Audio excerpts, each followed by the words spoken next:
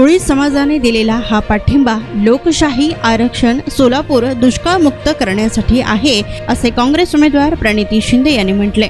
तर निवडणूक जरी माझी असली तरी विजय तुमचाच झाला पाहिजे, तर रात्र वैराची आहे, गाफील राहून चालणार नाही। महादेव कोळी समाजाच्या अनेक मागण्या आहेत, त्या सर्व मागण्यांसाठी मी तुमची बहीण म्हणून तुमच्या सोबत असल्याचं आमदार प्रणिती शिंदे यांनी म्हटले। तर यावेळी कोळी समाजाचा आमदार प्रणिती शिंदे यांना पाठिंबा असून आम्ही भाजपासारखे खोटे बोलत नाही, जो शब्द देतो तो पाळतो, असे यावेळी आमदार प्रणिती शिंदे यांनी म्हटले। त्याचबरोबर जोपर्यंत आपणाला न्याय मिळणार नाही तोपर्यंत मी तुमच्या सोबत आहे, हे फक्त निवडणुकीपुरतेच नाही असे म्हणत 100% मतदान करा आणि 100% मतदान म्हणजे काँग्रेसला मागच्या 10 वर्षात भाजपने तुमच्या मतांचा वापर करून घेतला आणि तुमचा धोका झाला असल्याचं त्यांनी म्हटले। तसेच तुमचा अनेक वर्षापासूनचा संघर्ष वाया जाऊ देणार नाही व तुमच्या मागण्या पूर्ण करण्यासाठी मी कटिबद्ध आहे, असे यावेळी काँग्रेस उमेदवार प्रणिती शिंदे यांनी म्हटले।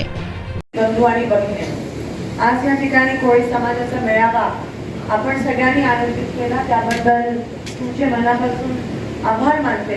पाठिंबा आपण देत आहात, पण मी असं समजत नाही की तो मला आहे।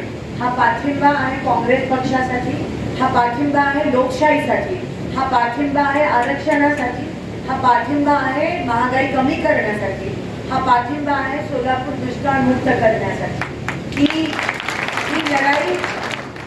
ही लढाई माझ्या एकटीची नाही आहे, ही आपल्या सगळ्यांची लढाई आहे। पण जरी निवडणूक जरी माझी असली तरी विजय तुमचा झाला पाहिजे, या अनुषंगाने आपण काम करणं महत्त्वाचं आहे। अवघ्या 2 दिवसात ही निवडणूक आहे, रात्र वैराची आहे, गाफील राहून चालणार नाही। मी तुम्हाला सगळ्यांना एवढं सांगू इच्छिते की कोळी समाजाच्या अनेक मागण्या आहेत। मला माहिती आहे निंबर्गी सर आणि मी अनेकदा आम्ही त्या ठिकाणी त्याबद्दल आम्ही चर्चा देखील केली आहे। विधानसभेमध्ये काही वेळेस कोळी समाजाच्या मागण्या मांडण्याचा मला योग पण आला आहे आणि ह्या पुढे देखील समाजाच्या ज्या काही मागण्या असतील, समाजाची जी काही लढाई असेल, तुम्ही एकटे नाही आहात, पण तुमची बहीण म्हणून खंबीरपणे मी तुमच्या खांद्याला काम करेन आणि आम्ही खोटं बोलत नाही रेटून बीजेपी सारखं। आम्ही जो शब्द देतो तो पाळतो आणि 100% निवडणुका, इलेक्शन, मत ह्या सगळ्या समाजाच्या अडचणी पुढे किरकोळ गोष्टी वाटतात आणि हा संघर्ष आपला फक्त निवडणुकीपासून निवडणुकीपर्यंत नाही आहे, पण हा जोपर्यंत आपल्याला न्याय मिळत नाही तोपर्यंत हा आपला संघर्ष आहे आणि मी तुमच्या सोबत आहे। तुमचा आशीर्वाद असला आणि तुमची सेवा करण्याची संधी मिळाली तर 100% कोळी समाजाचा आवाज हा लोकसभेमध्ये मी मांडण्यास पुढाकार घेईन, अशी तुम्हाला या ठिकाणी एक शब्द देते, विश्वास देते।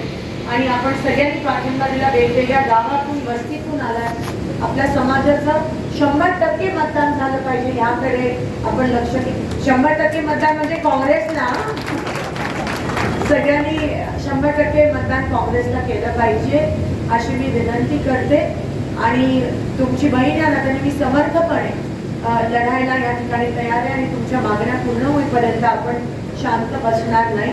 त्यासोबत पाण्याचा विषय असेल, महागाईचा विषय असेल, मागच्या 10 वर्षात भारतीय जनता पक्षाने आपल्याला फक्त खोटं सांगितलं, तुमच्या मताचा वापर करून घेतला आणि स्वतः मात्र सत्तेची मजा घेतली, तुमचा अपमान केला। कारण जे काही जेवढं सांगितलेलं त्याची पूर्तता भारतीय जनता पक्षाकडून झाली नाहीये, तुमच्या बरोबर धोका झालाय आणि आज म्हणून शिवसेना, उद्धव बाळासाहेब ठाकरे गट असेल, शरद पवार साहेबांची राष्ट्रवादी असेल किंवा आम्ही काँग्रेस, आम्ही सगळे एकत्रित आलो तुमच्यासाठी, तुम्हाला न्याय मिळवून देण्यासाठी आणि ते करून आम्ही दाखवू, एवढंच या ठिकाणी शब्द देते।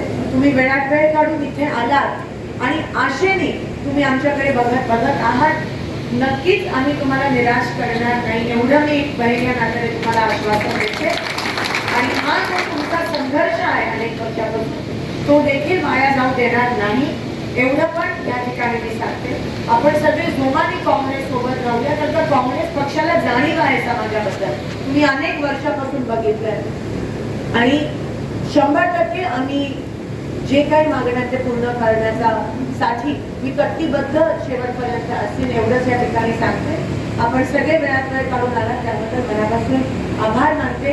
7 तारखेला पहिल्या क्रमांकावर आपलं नाव आहे, चिन्ह आहे आणि तुम्ही आशीर्वाद स्वरूपात मला मतदान करा एवढी विनंती करते. निवडणूक जसं मी म्हणाली एक कारण असतं, एक निमित्त असतं. आम्ही सदैव तुमच्या सोबत आहोत हे या ठिकाणी सांगते आणि आपली रजा घेते. धन्यवाद. जय हिंद, जय भारत.